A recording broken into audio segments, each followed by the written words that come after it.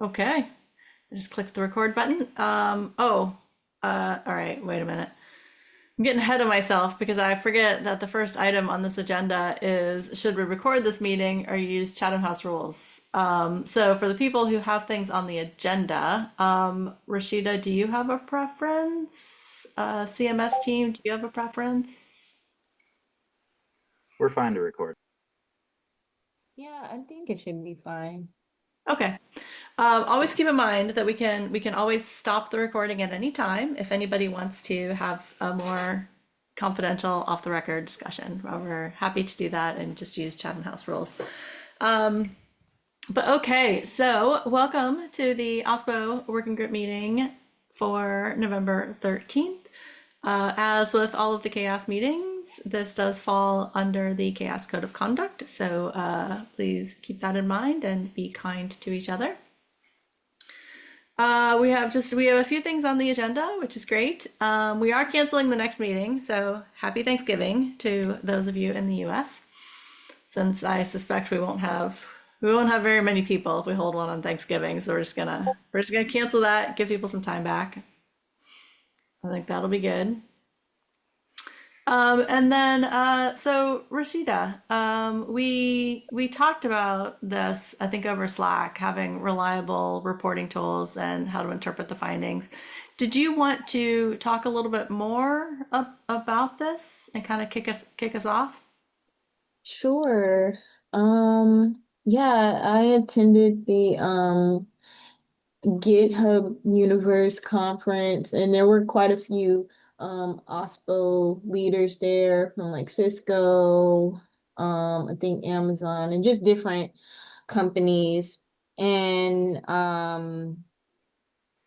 we all kind of have like the same grievances about reporting tools, flagging like false positives. And I'm just wondering if anyone else on this call, like what tools y'all use for reporting, like vulnerabilities in different open source softwares, and how do y'all interpret the findings? I just kind of want to get a general sense of, what everyone's using and your method around interpreting the results.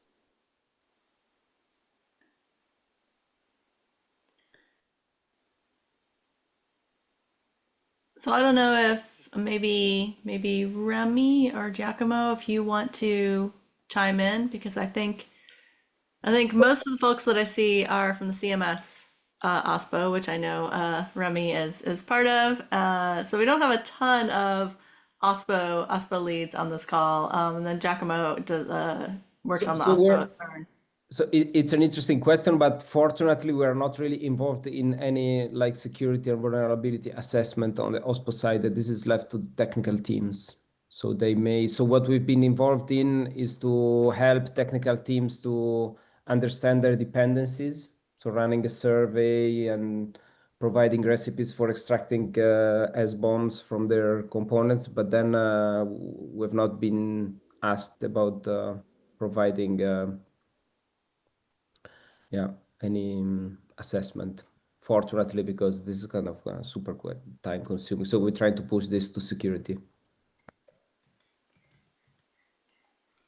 Yeah, and in the OSPO here at CMS, we have two different streams in the OSPO when we think about uh, detecting vulnerabilities.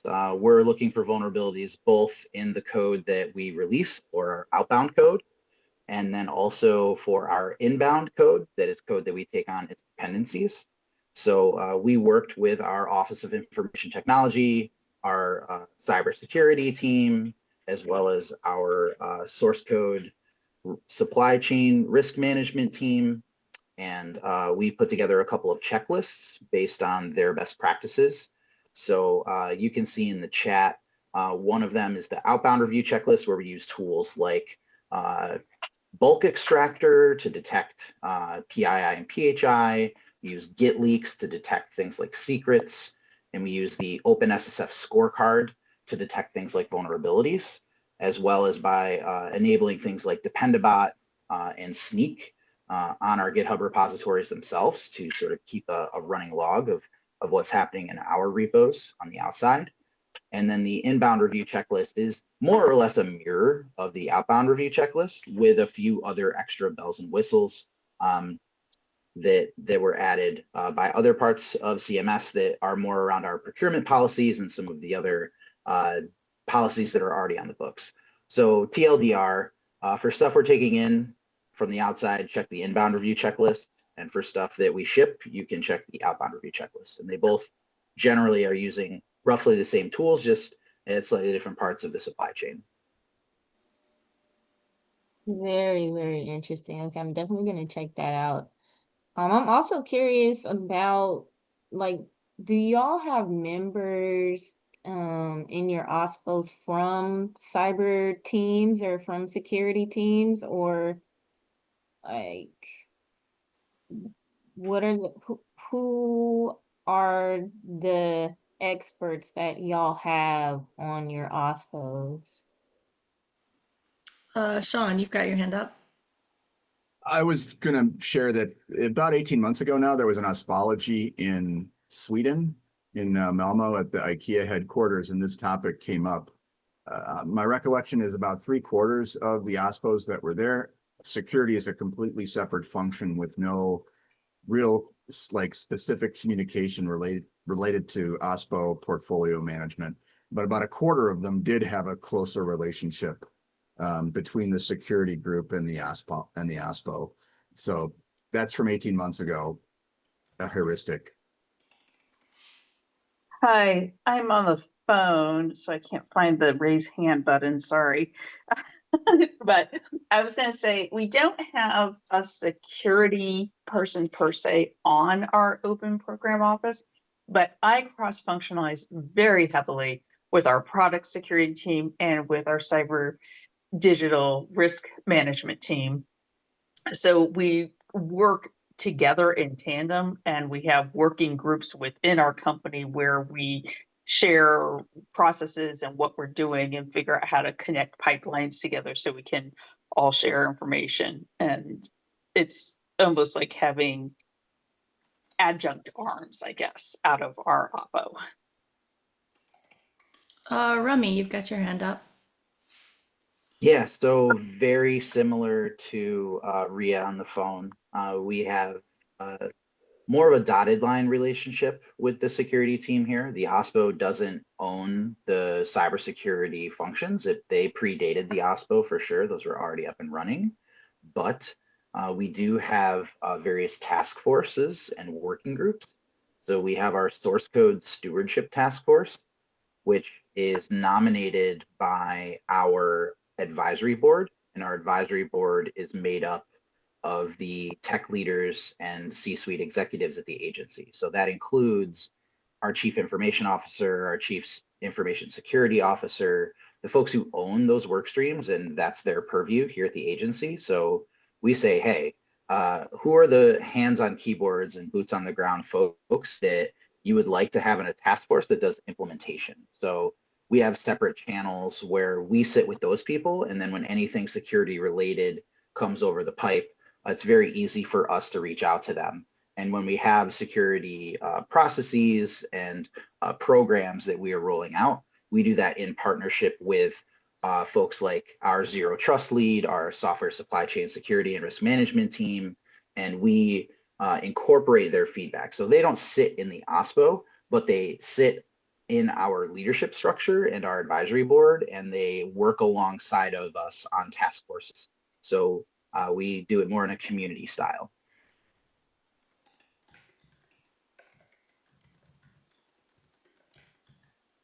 Awesome, awesome, awesome. Like, thank y'all for, your responses. Yeah, at the company I work for, we're still maturing our OSPO, and there is kind of like this point of contention about, well, who belongs on the OSPO, and I guess who works with the OSPO. So this has given me some good insight. So thank y'all so much.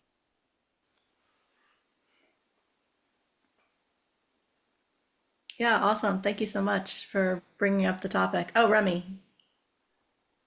The last thing I want to say is that, you know, most OSPOs are not very large. Like if you hired a special security person for every open source project that was at an organization, that would be more people. You would like double the size of all your teams, right? So the things that OSPOs are really good at is building programs that scale and automations that scale. So we try to pull in the subject matter expertise of the security experts so that when we do like our checklists, we're like, okay, what is the ideal situation when someone is shipping or taking in software? Like, what is the protocol that you put people through, that you walk them through, or that your people would do? And we try to make that as self-service and automated as possible. So, you know, that's really where the power of OSPOs and the value of OSPOs are, because no one is aligning the security pipeline for software security and the engineering best practices for engineers and the legal risk and the business or like efficiency side of it. The OSPO really has that whole picture, and they're not just there to push their one checklist. They're there to collate all the checklists and make them work together in harmony. So that's the approach that I've seen work, not just here, but in other OSPOs as well, where you're harmonizing the various interests of these stakeholders and making all of the different pieces work together in more of a unison, harmony, like a symphony. Yeah, for sure. I would say that's similar to how we operated when I was at VMware. Like we did have a whole compliance team, and they were very focused on putting together programs and automation. But they regularly consulted with the security teams and other teams. Security. So security wasn't in our OSPO. We had a few people who were kind of working on security related things. But like legal and security were sort of outside in other areas. But the compliance team worked really closely with those folks.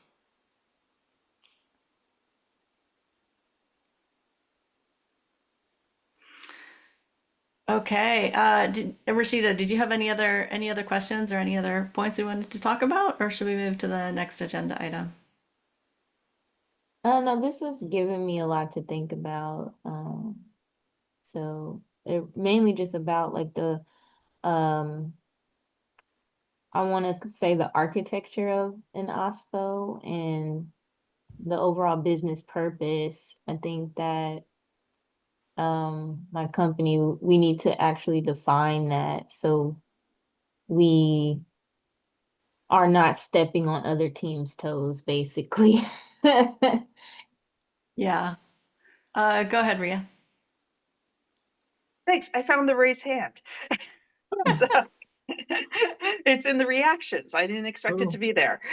So, um, I was also going to mention, Rashida, that we've been focused very heavily on security, but one of the other areas that I think an OPPO could add value is I cross-functionalize with our corporate affairs team that tends to look out for upcoming legislative initiatives that are happening worldwide. And right now, the EUCRA is front and center with that group, as well as the CERT in with India. So that's an area where I can cross-functionalize as well. I cross-functionalize pretty heavily with our intellectual property team, particularly when we're upstreaming or releasing something as open source, just to make sure what the impacts on our portfolio are. And I also cross-functionalize with the marketing team to try to find opportunities to uplift our open source projects that we have within our company, particularly because oppos very rarely get marketing budgets, it seems like, anymore. Yeah. And that makes a lot of sense. I think OSPO and compliance definitely have to work hand in hand. Or at our company, we just call them legal. They handle all the intellectual property compliance, anything that deals with like policy and things like that.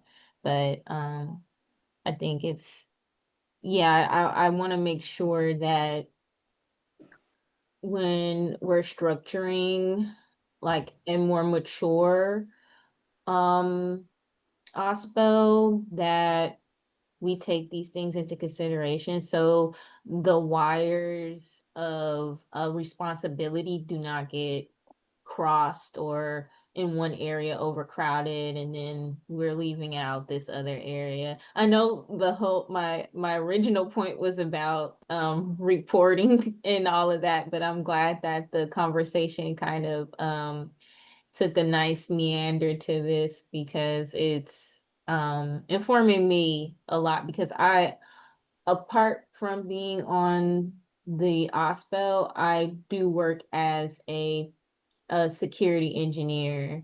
So I was just really curious about how and if other companies have security subject matter experts in their OSPOs, but it looks like there might be just cross functionality there and not necessarily oh, you're a part of the OSPO. So that this gives me a lot to think about. Cool, thank you.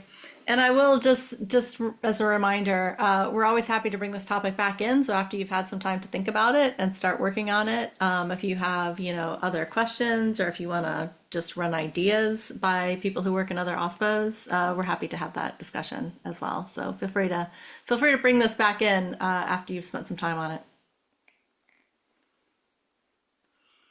Okay, next up, CMS OSPO updates. Do you want me to stop sharing my screen so you can share yours? I Or do you want me to just click on I stuff? don't think we're gonna do any demos necessarily today, but yeah, you can click on stuff. That's fine. Okay. Um, so I know at this meeting we have talked a lot about our share IT work and our software inventory work. So one of the stories that we wanted to tell today was that um, we have this automated code JSON generator. Code.json is a metadata file that updates repository information about like what is inside of your project. This is the README for it, and you can read more about it. But this is a GitHub action that once you've created that file, you can put this as like a GitHub workflow, and then it will update your metadata on a periodic basis. So it will update your number of forks and the number of software reuse and the last timestamp for when it was updated and stuff like that. But we wanted to take a more like a conservative approach, and we were like, we should just open pull requests because we don't want to merge this stuff automatically into an upstream project without them knowing it's happening or giving us permission to do so. So we'll submit a PR. And we overwhelmingly were like, actually, no, we really trust the OSPO and we would rather not have to review all your PRs. Can you instead make it so that you can directly commit to the project and push to it? So we said, sure. So Sachin, who's on the call with us today, updated the GitHub action, and now it has the ability to configure that where if you want us to push directly to your project without opening a PR, this action. So that also lowers the amount of friction for being in compliance. So there's always this trade-off in the OSPO where you want to show up and like bulldoze over your community and like force stuff on them, but you also don't want to create a bunch of extractive contributions, in the words of Nadia, where then they have to spend time reviewing extra PRs and it creates a bunch of overhead. So making it configurable, I think, is a win, and that's a lesson and a story I wanted to share here because I thought folks would be interested. And of course, your users, right? Like working with users, we built this thing when we were like, these are the laws that are coming out. We want to comply with them. But when it comes to the rubber hitting the road, doing user research is the best way to know how to do it. So great job, team. We're really happy about that result. And thank you, Sachin, for building that out. We're looking at potentially releasing it to the GitHub Marketplace for actions so that other people can use it and install it without having to come to our repo. I think we want to just kick the tires a little bit more and test it because we're still making minor releases and small tweaks to it. But in the near future, I suspect we'll probably get that on in the marketplace. So keep eyes peeled for that. And then the next two items on the agenda, the OSPO was we presented at FormFest 2025. This is perhaps, tangentially interesting for Open Source Program Office Working Group, but it's all about forms. Like it's a very wonky conference about like how people in government and public sector and civic technology are using forms. to do innovation and interesting things. And so you've all seen the forms that we built out for Share IT, so we thought it would be a good fit, and we were accepted to speak. So our talk was forming an open source culture at federal agencies. And we gave a demo of our stack and talked a little bit about the OSPO. And another cool thing that happened was that the folks at the who organized it reached out to the team and did a round of interviews and profiles for them. So the OSPO team, you know, are out there a little bit, and you can read about their journey. Yeah, I see a question in the chat, which is code.json a U.S. government specific requirement and standard? We're recommending code meta.json. So it is a U.S. federal government specific standard. However, it has required fields. And then in our version, we added optional fields that, and wherever we could, we matched them to the code meta standard. So we are trying to make it so there's a easy bridge between code JSON, code meta, and public code.yaml. Actually, wait, yeah, it was public code.yaml that we put into the optional fields, but code meta is definitely on our radar, and that's another one that in our backlog, we're looking at trying to create a really easy converter. Nice, because sometimes they're YAML, sometimes they're JSON. They all have generally the same stuff in them, and as long as the keys match, like we could do a crosswalk and then be able to convert between them pretty easily. And we believe here in the OSPO that that's how we'll get the grand unified inventory of all public sector open source software on planet Earth. I think that Software Heritage is already a great place that's starting to pull all of that stuff together. So I'm hopeful that we can implement the federal standard here and then create an extra layer on top of it that will convert it to the international standard so that we can contribute back to the global commons. First, we got to implement the federal standard and get that rolled out though. So it's on the roadmap. It's a great question. We love that that is on the radar here. And I think that this is useful not just in the government context. I really believe that in OSPOs I've been a part of in the past, knowing what your ecosystem of open source projects is and what is going on with them with general metadata is an excellent strategy from an OSPO to have that bird's eye view, and will help you when you onboard new people or when you want to do developer engagement, or being able to point to that inventory is like such a key asset.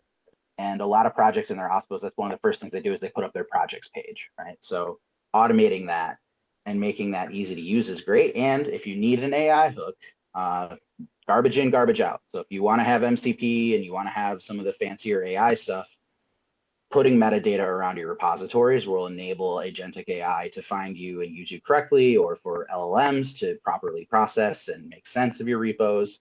The more verbose you can be in the metadata, the better you're going to be in the future. So even if you're not using LLMs and AI, data is the fuel for them, and these inventories are great. So public sector or private sector, we think inventories and code meta JSON and code JSON and public code YAML are like a winning strategy.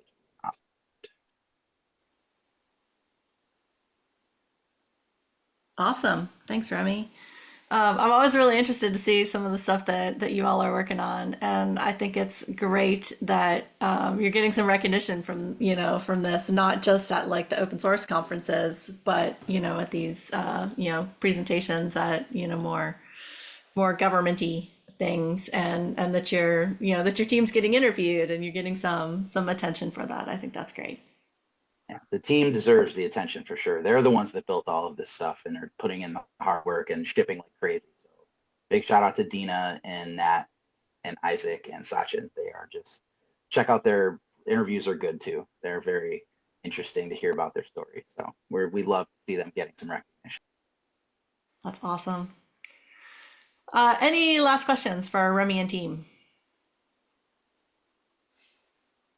Any other agenda items that anyone wants to talk about that they didn't add before the meeting? Okay, we do have some future agenda items coming up. So we've mentioned this in past couple of meetings, and I struggled to get someone to come in and present. But talking about the digital sovereignty and talking about the CRA, how open source plays into that, how metrics might play a role.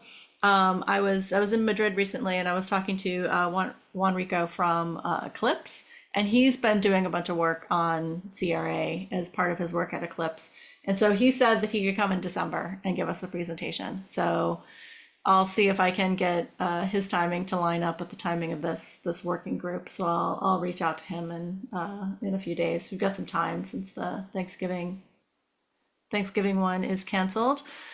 And then we have one other one on the agenda. So Victor Liu has been spending a lot of time thinking about business value in general, and he wanted to have a discussion about ISO standards and CHAOSS metrics being used and where they're not being used because they're not an ISO standard. So we'll tee up a conversation around that in an upcoming meeting as well.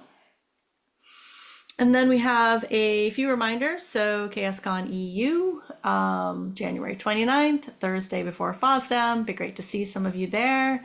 The FOSDEM Dev Room CFPs, most of them are open and deadlines vary, but I think most of them are due on December 1st.